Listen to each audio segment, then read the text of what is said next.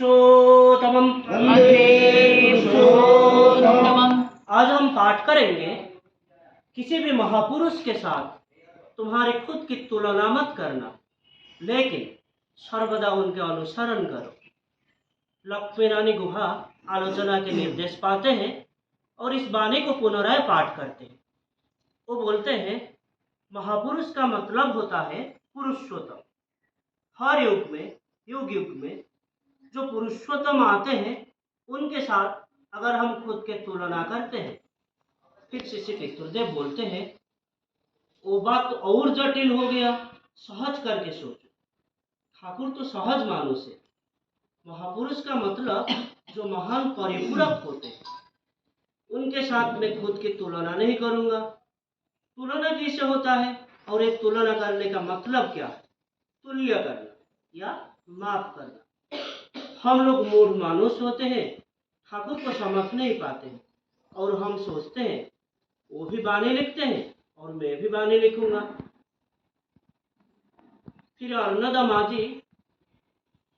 माजीदा बोलते हैं, ठाकुर के जैसे दो हाथ है, दो पैर है, मेरा भी ऐसे दो हाथ है, दो पैर है।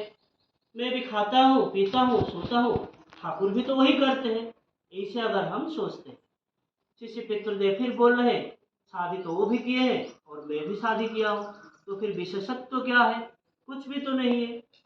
वो भी एक केमिकल वर्कशॉप बनाए हैं और मेरा भी ऐसे करने की इच्छा था, लेकिन मेरे पास रुपए पैसे नहीं थे, इसीलिए मैंने कर नहीं पाया।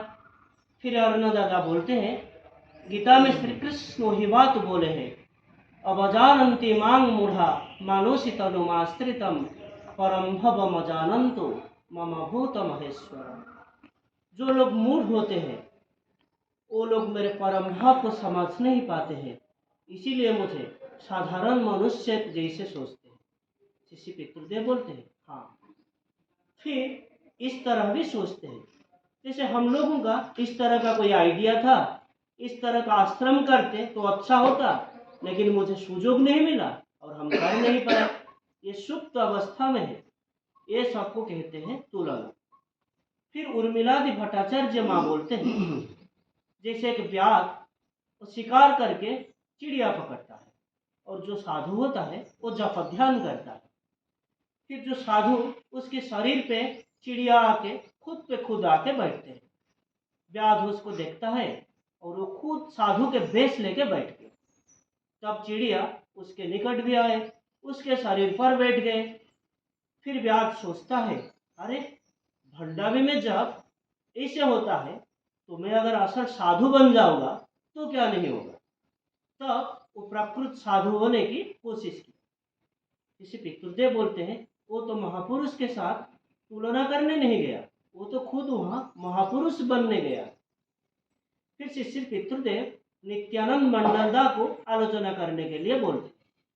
नित्यानंद भाई बोलते हैं, जैसे महाप्रभु इस संसार को त्याग करके चले गए थे, वैसे मेरे संसार में और कोई आसक्ति नहीं है, इसीलिए मैंने संसार त्याग कर दिया हूँ।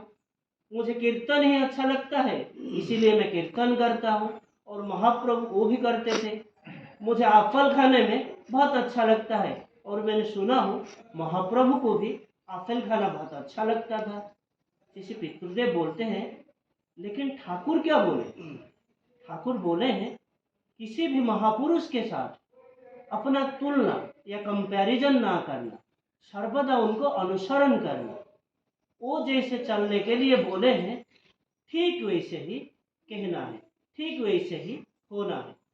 सिर्फ बातों का सागर ना बन के चरित्र गठन में मनोनिवेश करने के लिए बोले हैं। फिर प्रकृत मनुष्य बनने के लिए बोले हैं। उनके निर्देशित पथ पर चलने के जरिए हम अगर सर्वदा उनको अनुसरण करते हैं और वही राह पर चलने की कोशिश करते हैं, तब जाके हमारे चलना निखुन होगा। ठीक ठीक हम अगर उनको अनुसरण कर पाते, अकपट भावे चलना संभव होता है। फिर शिष्य पितृदेव नौनिदा को पूछते हैं, क्या समझ में आ रहा है? नौनिदा बोल रहे हैं, जी आ गया। ये तार सानिध्य से 26 मार्च 74 की बात। तो आज के लिए इतना ही। वंदे पुरुषोत्तमम्।